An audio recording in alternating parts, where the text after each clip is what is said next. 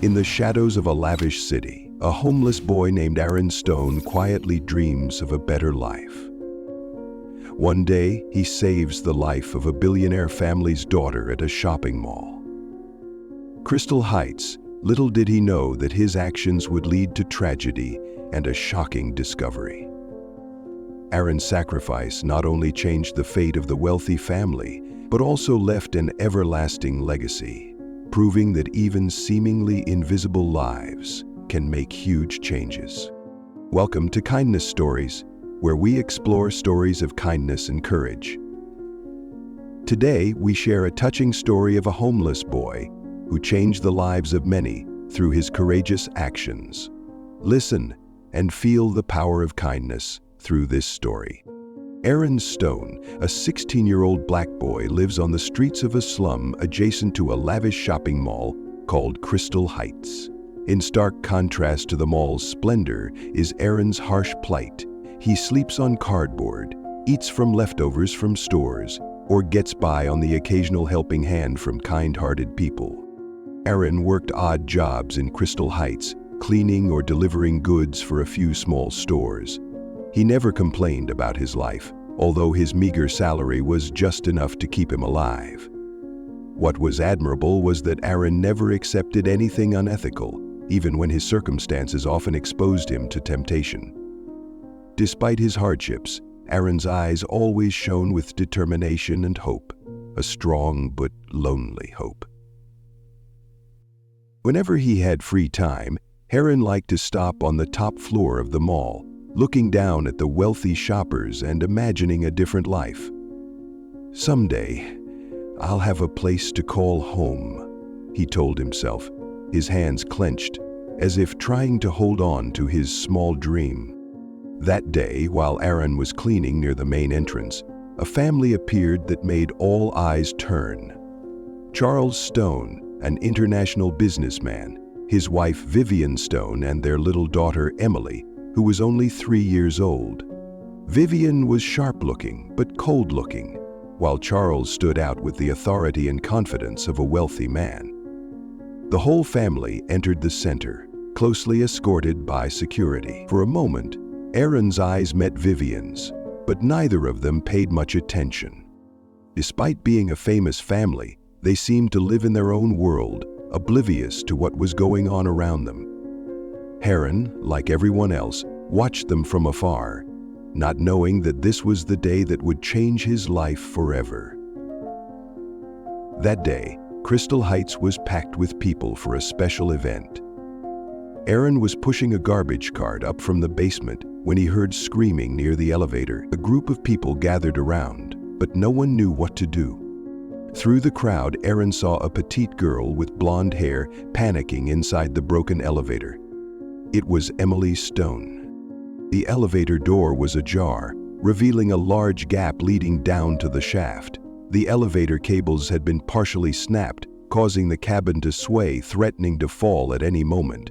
Vivian and Charles were panicking, trying to call security and technicians, but all efforts seemed futile. Emily sobbed as the cabin tilted dangerously. Without hesitation, Aaron put the cart down and pushed through the crowd. "What are you doing?" a guard shouted, but Aaron didn't answer. He ran straight to the elevator, holding the door open with his hand. Looking over, he saw Emily sitting in the corner of the cabin, crying. "Don't worry, I'll get you out," Aaron said, his voice strangely calm. He quickly assessed the situation. Although the cabin was not far from the basement, it was too dangerous to enter. Aaron picked up a nearby stick and used it as a temporary latch to secure the cabin door. Then he lay face down, put his hand through the crack in the door, and said to Emily, "Hold my hand." The girl hesitated for a few seconds, but then reached out. Aaron pulled her up, but the cabin was tilting downwards, causing everyone to scream in horror. With all his strength, Aaron yanked Emily out of the cabin as it plummeted into the basement. There was a loud crash, but Emily was safe in Aaron's arms.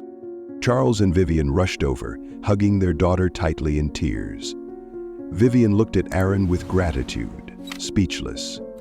Charles squeezed his shoulders and repeated, "Thank you. Thank you so much." Security and technicians quickly arrived to handle the scene, but the incident was resolved. The surrounding crowd began to applaud, praising Aaron's brave actions. However, he only nodded slightly and intended to return to work as usual. Vivian stepped closer to him, still holding Emily close. "What's your name?" she asked. "Aaron. Aaron Stone," he answered, his voice calm. "We want to help you." "Let us do something in return," Vivian said, her eyes sparkling with emotion. Aaron shook his head. "No need, ma'am. I was just doing what anyone would do." Charles pulled his business card from his wallet and handed it to Aaron. "If you need anything. Aaron hesitantly took it, but he didn't really think he would contact him. Still, a warm feeling crept up on him. For the first time, he didn't feel invisible. The event ended, the Stone family left, but Aaron remained standing there, looking at the business card in his hand. Little did he know that this meeting would change his life forever. A week after Emily's rescue, the Crystal Heights Mall held a major charity auction. The Stone family was invited as guests of honor, and they agreed to attend to support a local charity. The auction attracted media attention, with many reporters and celebrities attending the event. Aaron, as usual, did his cleaning job. He felt more at ease today. Many of the staff at the center began to recognize him and respect him more after the incident of saving Emily. However, Aaron remained humble. In his heart, he kept thinking, "I am just a homeless kid. No one really cares who I am." He was cleaning the area behind the stage when he noticed a strange man in a black coat standing nearby. He didn't look like a guest. His cold eyes were fixed on the stage, where the Stone family was about to step up to speak. Aaron couldn't explain why, but something was wrong. "Bag, what's in it?" Aaron wondered, as he watched the man pull a large black bag from the foot of the chair. His instincts told him it was something dangerous. Quietly, Aaron put down the mop and stepped closer. He crouched low, hiding behind the long tables that lined the hall.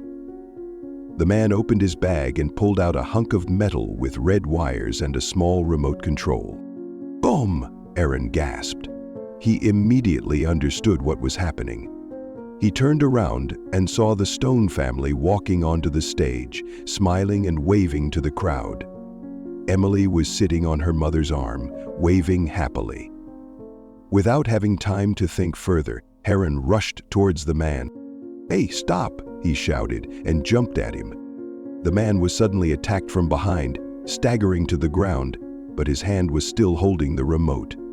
He quickly realized that Aaron was a threat and struggled to push him away.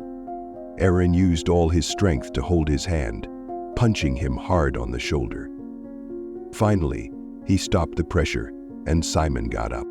"You fucking brat," the guy hissed, elbowing Aaron hard in the stomach, causing him to fall backwards in pain. But Aaron didn't give up. He quickly stood up, grabbed the remote from the guy's hand, and ran straight to the back door, trying to pull the terrorist away from the stage. "Spud," the guy said. The man realized this and rushed after Aaron. He pressed the button on the device installed on his shirt, activating the bomb timer. The clock on the bomb counted down from 30 seconds.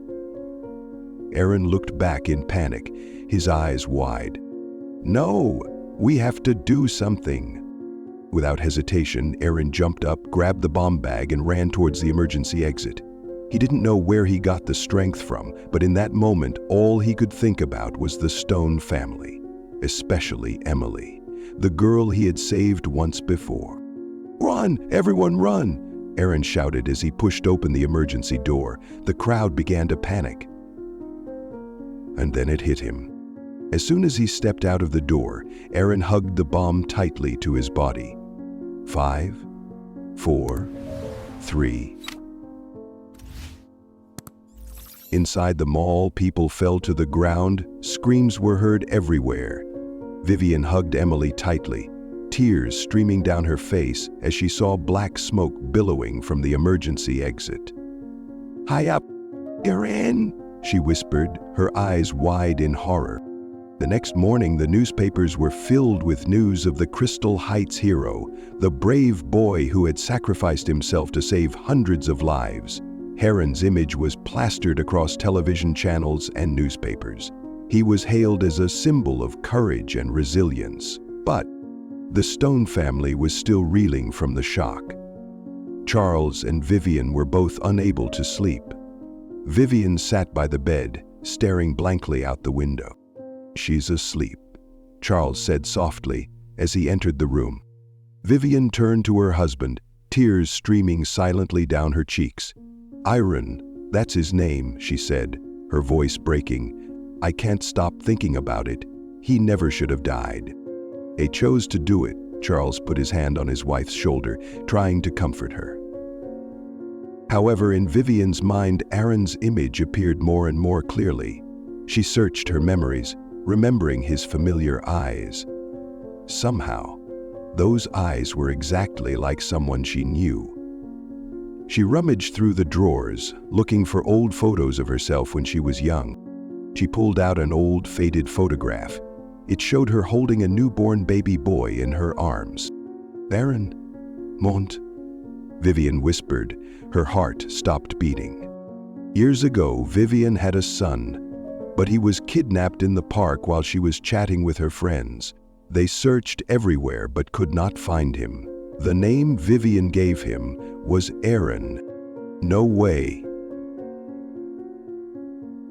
Immediately, Vivian rushed out of the room and shouted, "Charles, that's our son!" The next morning, the Stone family appeared before the media, but this time not to talk about their wealth. They announced the creation of the Aaron Stone Foundation, an international charity that supports homeless children, provides educational opportunities, and helps missing children. Vivian spoke to the crowd. "Aaron was my son. I didn't realize it until it was too late. But his legacy will never be forgotten. He taught me that even the smallest lives can change the world." From Aaron's story has become a symbol of hope, resilience, and sacrifice. Statues of him are placed in charity centers around the world. The image of a black boy who was once considered invisible is now a symbol of greatness, proving that even the most ordinary people can make a huge difference in the world. Aaron Stone forever lives in the hearts of those he saved, not only for his bravery, but for his legacy to humanity. 3 months after the Crystal Heights explosion, life at the mall has slowly returned to normal. But one thing remains constant. The story of a homeless boy named Aaron Stone still resonates in everyone's minds. Employees who once looked down on him now tell his story with pride. And passers-by still stand at the door where he died, leaving flowers and handwritten notes. Outside Crystal Heights, a life-size bronze statue of Aaron has been erected. He stands tall and strong, holding a rag as a symbol of hard work, with the words engraved below, "Aaron Stone. A small life, a big heart." At the Stone family home, a special event was taking place. Vivian Stone stood before the reporters, her eyes shining but more determined than ever. She wore an elegant white suit, symbolizing a new beginning. Next to her was Charles Stone, who always kept his composure but could not hide his emotions. "Thank you for coming, Stone." Today they officially announced the launch of the Aaron Stone Foundation, an international charity dedicated to supporting homeless children, missing children, and disadvantaged youth. The foundation will provide shelter, education, and career opportunities for children who have been forgotten by society. Children just like Aaron. Vivian stepped forward, holding the microphone with an emotional voice. "3 months ago, I lost a son, one I didn't even realize was mine until it was too late. But Aaron wasn't just my son. He was our son, a representative of the kids out there who we often forget. I can't bring Aaron back, but I can protect his legacy. Starting today, the Aaron Stone Foundation will make sure no child is left behind. The crowd of reporters erupted in applause. Many of them had followed the story from the beginning, and this was a touching finale. They took pictures of Vivian, of the foundation's logo, a silhouette of Aaron's own face. A gentle smile but steady eyes, and he took a deep breath and delivered his prayer without cause. 1 year later, a white van pulled up in a poor neighborhood. The Aaron Stone Foundation logo was emblazoned on the side of the van. Foundation staff got out, carrying boxes of food, school supplies, and clothes. Children from the neighborhood rushed out with big smiles. A small boy stood in the corner, looking at the strangers with suspicion, a look very similar to the one Aaron had. "Hey kid, would you like something to eat?" An employee asked gently, handing him a hamburger and a bottle of water. The boy was hesitant at first, but when the employee gave him a warm smile, he slowly walked over and took the food. He ate greedily, his eyes still cautious, but something had changed. Another staff member squatted down to the boy's eye level and asked, "Do you have somewhere to go?" He shook his head. "So do you want us to help?" This time, the boy looked up, and his eyes flashed with hope, a light that Aaron had seen in his dreams. 5 years later, the Aaron Stone Foundation auditorium was packed. An award ceremony was taking place to honor the remarkable individuals whose lives had been transformed through the foundation's support. Stories of once homeless, once forgotten children who had become engineers, doctors, educators. Vivian stepped onto the stage. Next to her was a tall, well-dressed young man with confidence in his eyes. This young man was Troy, the boy who had once stood in the corner, scared and alone. Now an adult, Troy is the executive director of a local chapter of the Aaron Stone Foundation, APH. When asked to speak, he tearfully said, "I used to think that I was invisible. No one saw me, no one cared. But thanks to the Aaron Stone Foundation, thanks to Aaron's mother, I had the opportunity to change my life. I was given not only food and shelter, but a family, a goal, a dream. I will spend the rest of my life doing the same for other children." The auditorium erupted in applause. Vivian smiled, unable to hide her pride. Standing amid the applause, she looked up into the distance, as if searching for Aaron in the crowd. "Son, I hope you see this. You changed the world, Aaron. But one person at a time." And years later, outside Crystal Heights, Aaron's statue has been restored and covered in shiny bronze. A group of high school students line up to take a picture next to the statue. One of the teachers stands next to the kids, telling the story of Aaron Stone. "That is not exactly what I was saying about the legendary figure," said the other patient. "He was just a normal boy like you," the teacher explained, pointing to the statue. "But he had a brave heart and was willing to act when no one else dared. That's why he is remembered forever. You don't need to be rich or famous to change the world. All you need is courage and a big enough heart." "What do you..." The students looked at the statue with admiration. One boy asked, "Teacher, is he really poor?" The teacher nodded and smiled. "He's poor in money but rich in love and courage." Is that inside the Aaron Stone Foundation, in the main lobby, there is a large portrait of Aaron. Below the portrait is Vivian Stone's most famous quote, "My son's life may have been cut short, but his significance is eternal. Aaron not only saved my family, but also thousands of other children. My son, you are the light we need in the darkness." Children and young people come and go through that building every day, each looking at Aaron's portrait. Some stop and look up in gratitude. Some look with hope that perhaps their lives will change too, just as Aaron's life changed the world. But not all. Aaron Stone. You don't have to be rich or powerful. Sometimes all it takes is a big enough heart to create miracles. Thank you for watching Aaron Stone's touching story of courage and sacrifice. Hopefully, this story has inspired and reminded us of the power of kindness in life. Don't forget to like, share the video, and subscribe to the Kindness Stories channel so you don't miss the next meaningful stories. Spread love and kindness to everyone around you. See you in the next videos.